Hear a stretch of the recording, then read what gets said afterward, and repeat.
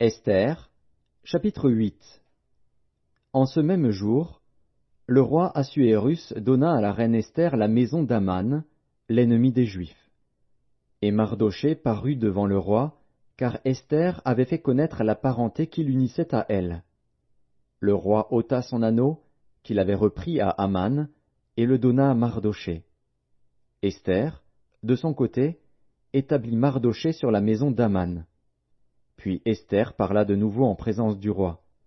Elle se jeta à ses pieds, elle pleura, elle le supplia d'empêcher les effets de la méchanceté d'Aman, l'Agagite, et la réussite de ses projets contre les Juifs.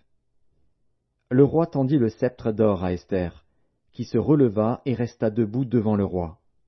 Elle dit alors, « Si le roi le trouve bon et si j'ai trouvé grâce devant lui, si la chose paraît convenable au roi et si je suis agréable à ses yeux, qu'on écrive pour révoquer les lettres conçues par Aman, fils d'Hammédatha, l'Agagite, et écrites par lui dans le but de faire périr les Juifs qui sont dans toutes les provinces du roi.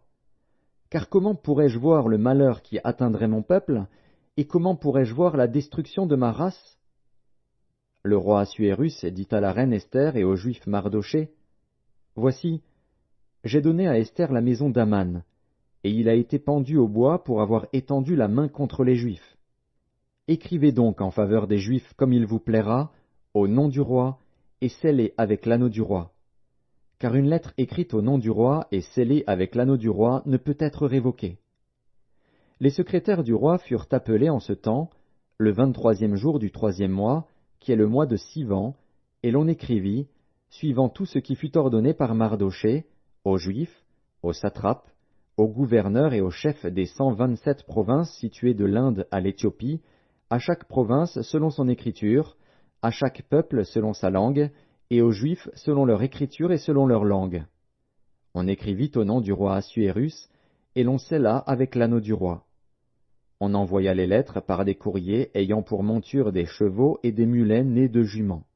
Par ces lettres, le roi donnait aux Juifs, en quelque ville qu'ils fussent, la permission de se rassembler et de défendre leur vie, de détruire, de tuer et de faire périr, avec leurs petits-enfants et leurs femmes, tous ceux de chaque peuple et de chaque province qui prendraient les armes pour les attaquer, et de livrer leurs biens au pillage, et cela en un seul jour, dans toutes les provinces du roi Assuérus, le 13e du 12e mois, qui est le mois d'Adar.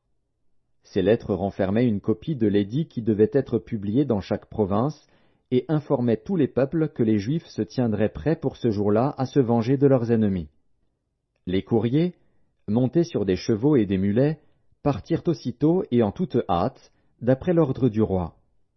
L'édit fut aussi publié dans Suse, la capitale. Mardochée sortit de chez le roi, avec un vêtement royal bleu et blanc, une grande couronne d'or, et un manteau de byssus et de pourpre. La ville de Suse poussait des cris et se réjouissait. Il n'y avait pour les Juifs que bonheur et joie, allégresse et gloire.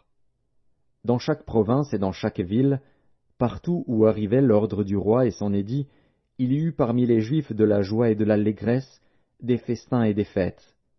Et beaucoup de gens d'entre les peuples du pays se firent juifs, car la crainte des Juifs les avait saisis.